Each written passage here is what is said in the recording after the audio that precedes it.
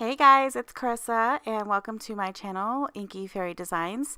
Today is Watercolor Wednesday. This is my first video for my new series, Watercolor Wednesday, and I thought I would do a little stamping and coloring just because that's kind of what I've been doing lately.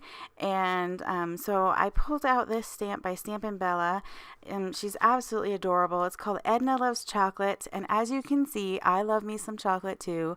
Hershey Kisses are my jam right now. I don't know what it is about them, but yeah, I can totally eat me some Hershey Kisses. So I'm going ahead and eating one of those, and I love to have those kind of nearby while I'm crafting. I just, what's crafting without a little sweet treat, I think. Maybe you guys have a sweet treat or a fun treat that you guys like to have when you're crafting. If you do, go ahead and leave me your favorite in the comments below. I'd love to know what's on your desk when you're stamping.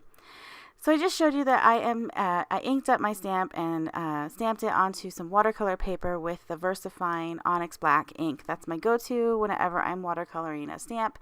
I'm still stamping and coloring on this Moulin Canson watercolor paper, and like it's okay. It's good. It's not bad. It's not great. It's not phenomenal. It's not going to change your life, but it's good a good kind of like cost efficient watercolor paper. And I'm also showing you that for the skin, I'm going to be using my Jane Davenport Watercolors. Those are my go-tos for any skin tones. She's got a great neutral palette that has lots of different skin combinations that you can use to watercolor your images. And then I'm also using my Daniel Smith watercolors. I haven't used these in a while. I've been grabbing my smaller palettes just because they're easier to kind of pull out and have on my desk, and so I thought it would be fun to use my Daniel Smiths on this one. Also, I wanted to show you that I always have 2 jars of water on my desk. One for like dirtier kind of rinsing, and then one to keep my water kind of clean. And I am using my silver black velvet brushes again for this video. Those are my go-to watercolor brushes. I have a few others, but I generally reach for these just because I have a lot of different sizes, and I just really like the way that they work. I pulled out, I believe, a number 2 round, a number 4 round, and a number 6 round to do my background. I like to use a larger paintbrush for my backgrounds just because it gives you a looser, more flowy background. I don't tend to overwork it when I have a bigger brush. But with the stamped images, I like to use the smaller round size brushes just to get into those really fine detail areas. And for this image, I'm using the packaging for my inspiration. I don't know what I was a little confused as to where I went for a little while. I tried to cut those parts out and I totally missed that one, so I'm sorry about that. So yeah, I'm using the packaging for my inspiration for the coloring because I'm just getting back into this and I didn't really want to think about what colors go together, what color do I want her dress? What color do I want the pillow? What color do I want the box of chocolates? Like, I tend to really overthink everything, and even stamped images as far as what I'm going to color. So to get rid of that, I thought the packaging is super cute, and it's done with Copic markers, but I could totally use those colors from my paint palettes and just color the image and have fun, because that's what I was wanting for this image. I just wanted to have a little fun, do a little coloring, relax a little bit. I think I did this on like day 4 or 5 of Kathy Racusin's daily marker coloring challenge, which is going on right now.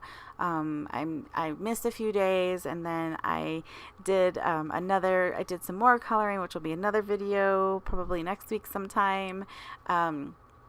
But yeah, I like to get it in when I can, and I love that I don't have to feel pressured to do it every single day, although it is nice to give yourself just a few minutes every day to color or do something that you love. If it's reading, read for a few minutes every day. You know, just do something that relaxes you.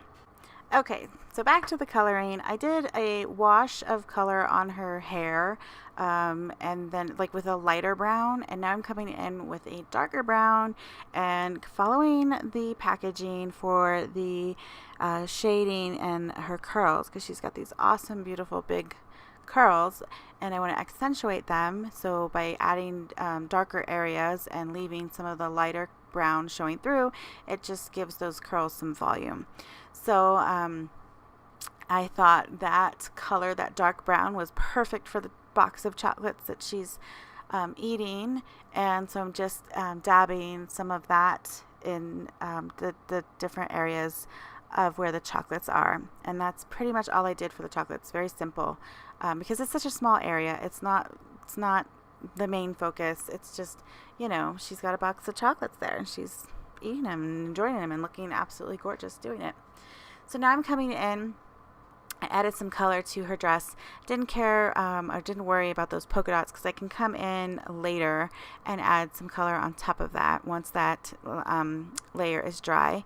And then I'm coloring and giving her wings some shading, you know, because they're white, but I wanted to bring in a little bit of color just to give it some fun depth and dimension to it. And now I'm coming in with the pillow and just adding this really cute pink to it. Again, I started with a little wash of just a light color, and then I'll come in, and while it's still wet, I'll add a little bit of deeper shadows where it's kind of fluffy and where that bottom layer kind of lays underneath that top layer. And then also I will come in with some purples and just kind of deepen those shadows. I do want to mention that you can see every once in a while I'll bring my heat tool into the frame. I'm drying those layers so that I can keep coloring and I don't have to wait for that water to dry. So I love to have my heat tool there. I'll just like hit it for a few seconds, let that layer dry, and then I can come in and add some more shading.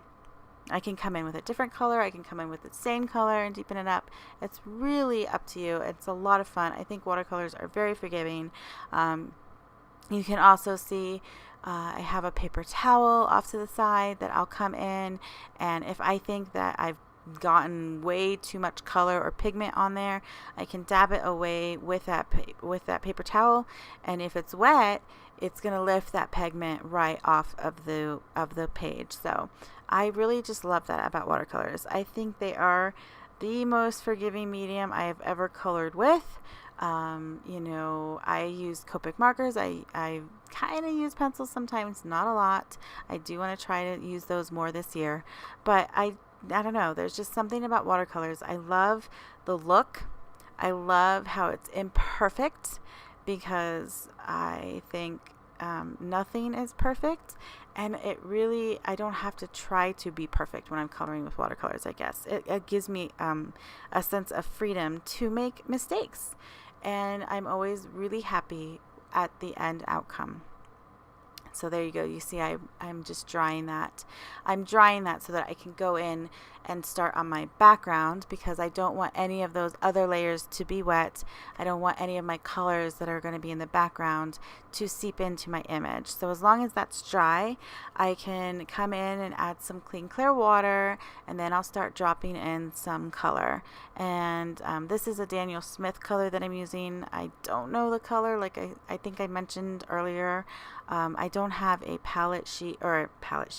swatch sheet for my Daniel Smith, so I don't know what color exactly that is, but I could look it up if you want me to.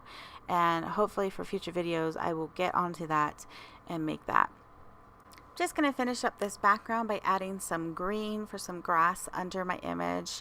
I'm using like two different greens, a little bit of a darker one to give some shading under her, and then a lighter one, and I'm just pulling that out with my paintbrush and some water, because I really like to have the soft lines. I really like the backgrounds to just be really, really soft and just a little bit of kind of like an accent to my image. I'm going to add a little bit of a shimmer with the or not the Winkastella, the Spectrum Noir glitter brush.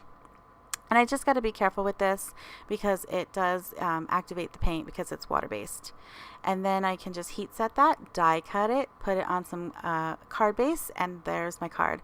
I absolutely love the sentiment that comes with this image. It says, chocolate is the answer. Who cares what the question is? And I completely agree with that.